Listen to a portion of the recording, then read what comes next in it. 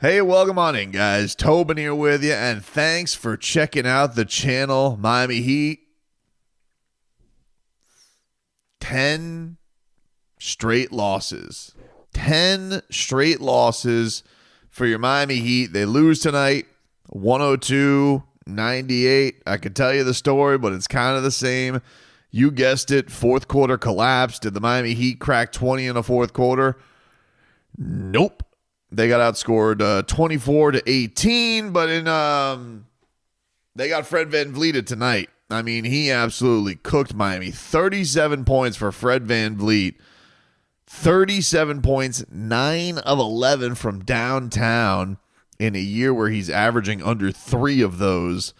My goodness, he was absolutely on fire. And then you want to talk about coming back with an absolute vengeance. No fights, no mean mugs, no trash talk.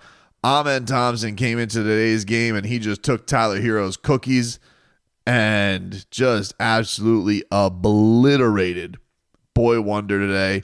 He was a team high for Houston, plus 20, finished with 18 points. But the probably the signature play of the game was him just absolutely ripping Tyler Herro and going for a slam dunk that put them up 10, pretty much over from then. And that was basically the story of your game there in the fourth. Miami struggled with a couple of things here. I mean, Houston comes into this game. They're winners now of 9 in a row. So they've been on paper the way that you couldn't have two teams going in more opposite directions. Plus, they get one of their studs back in Thompson. Thompson twins just doing work on Miami these last couple of games. But the thing that was a killer today was certainly the turnovers early on. Miami just couldn't take care of the basketball. And this was, mind you, a first quarter. Miami shot 67% from the field, but they had 8 turnovers. And you're just like, all right, man, just take care of the basketball a little bit, and you're giving yourself room. And look, maybe the Heat have an 11-point lead after the first quarter, and they just find a way to blow it later anyway. Probably that's the way things have been going. But just the mind-numbing mistakes were really, really frustrating for Miami in the early goings of this. And it's a shame because just like last game, like you could look to some really good performances today. Andrew Wiggins had a quarter for his career, and he scores 20 points in the second quarter. Never been done in his 11-year career. 22 overall in the first half. The Heat ended the first half on a 23-8 run. And this is the thing with Andrew Wiggins. It's like he has shown you, everybody who talks about most talented player you've ever seen, has all the skills. You see it. Getting to the free throw line, he drew a huge foul on Dylan Brooks, who fell on his ass when he was talking to the Heat crowd today, which was tremendous. I hope that ends up on Shaqtin' a Fool. But the only fool may be us. But Andrew Wiggins has this quarter for all time. And I was actually texting with somebody because we were talking about this. He goes, Andrew Wiggins, huh? At halftime. And I was like, yeah, I hope that he knows that he's allowed to do it in the second half too. And I don't mean to be, some cheeky bastard about it, but he puts up 8, which isn't nothing, but in the fourth quarter 2. And I gotta have like my guy Simon Sperling look this up on Twitter. But the Miami Heat, the last couple of games, have gotten a 30-point performance from Andrew Wiggins and a 30-point performance from Bam, and that they combined for 2 points in the fourth quarter. Like, that's got to be an oddity. 2 guys combined for 60 points over 2 games, right? 2 of them. 2 points out of those 60 coming in the fourth quarter. I mean, respectfully, what the What is that oddity? What is this season? And Tyler Herro today, who was not good. But even he today, like he had one in the fourth quarter that like he shoots it. It is like halfway down the bucket and just goes spins out. I'm just like, great. There we go. And Tyler, 3 for 11 today, but took 1 3-pointer too. So not only had a tough game with turning the basketball over, he had 6 turnovers today. Jesus. He's had a rough go of it, man. And we've talked about, I've lended benefit of the doubt to some of it, but he, and quite frankly, Bam Adebayo, man, they have absolutely flopped the face of the franchise test. Both of them. Just not that they're not good dudes, and it's not that they have not held their head high, and by all accounts from Eric Spoelstra, have handled things behind the scenes great. I'm talking about being able, from a production standpoint, to get their team out of this. And they're not. They're mired in a losing streak that hasn't been seen in Eric Spoelstra's head coaching career. This was a tweet by Barry Jackson that made me want to drive my head through a wall. But here we go. And I felt bad for one Heat member in particular. But Barry Jackson tweeted out that the Miami Heat, coincidentally, this is from Barry Jackson, the last time the Miami Heat lost a 10th in a row was also against Houston, February of 2008. That night started Dwayne Wade, Sean Marion, Mark Blunt, Jason Williams, Darrell Wright. They played Ricky Davis, Earl Barron, Alexander Johnson, Marcus Banks, and Chris Quinn off the bench. And you just have to think to yourself, whew, poor Chris Quinn. Poor Chris Quinn. Can't believe that. And now you got like this doomsday scenario coming up on Sunday with Charlotte, who's already beaten you in this streak, which was probably the feeling of, I guess it can't be rock bottom because the streak only went longer, but it was really when we all had that feeling after Miles Bridges started cooking Miami after that loss. You're like, oh, well, if you don't win that, then there's not really a logistical win in sight up until you face them again. And you can't chalk it up. I mean, because every game, the Miami Heat can be playing as well as possible, dude. I mean, they today, through 3 quarters, let's take a little looky-loo. Today, through 3 quarters, Miami shot 56%.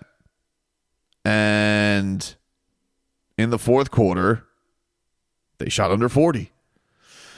And you're just like, whatever the hell happens here, whatever the reasons are, it's just very, very disappointing, to put it lightly.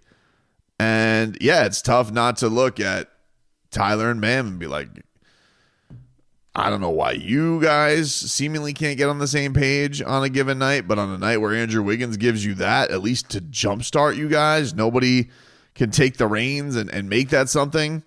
And yeah, I mean, Tyler got beat like a drum today by the guy that spiked him into the hardwood. You would have thought that, all right, well, this have a little pep in your step. It's like, nah, he kind of turtled up in that matchup. He really did. That was a tough look tonight for Boy Wonder. It really, really was. And Bam, like, it was fine. It was an okay game, but it wasn't like anything to write home about. And then, there was the rebounding issue today and the second chance points, and I know that Houston is good at that. But, come on. He was, what was Bam tonight? He was 1 of 3 in the fourth quarter until that banking 3 at the end. So he put a little window dressing on it. But tough. Kel'el Ware, I give a shout out to the rookie today. Kel'el Ware played a great game tonight, and I apologize for all the cursing today. I'm just very frustrated with this. On very little sleep this week. By the way, if I could just give a plug real quick. Anybody's into fighting, tomorrow night, Saturday night, whenever you're watching this, I'm going to be doing broadcasting on Dirty Boxing Championship on their YouTube page, and I'll be calling their fights alongside Mike Perry and Jason Anik, Yoel Romero, Andre Arlovsky. Gonna see them back in the ring. Should be a lot of fun. Got to meet them today. John Jones was at the weigh-in tonight, so that should be a lot of fun. Tomorrow night, 6 o'clock is when the card starts. Anyway, back to how awesome Kel'el Ware was. Really, really complete game by him. And then not only finished with 16 and 14 tonight and was looking really, really impressive. But, I had some very impressive baskets too. Like, there was one where he had some very big moments for Miami where they go to him and he's got his back to the basket and he's making moves and you're just like, all right, nice little bucket over Jabari Smith, bringing the Heat to within 3. And this was probably the swing of the game because he gets that bucket after the Tyler Herro jumper that rolled out that I told you about. Ware comes back, gets a bucket on Jabari Smith. Miami gets a stop, comes back on the other end. They set up Andrew Wiggins in the corner. Tyler finds him, and it rolls out. And you're just like, are you...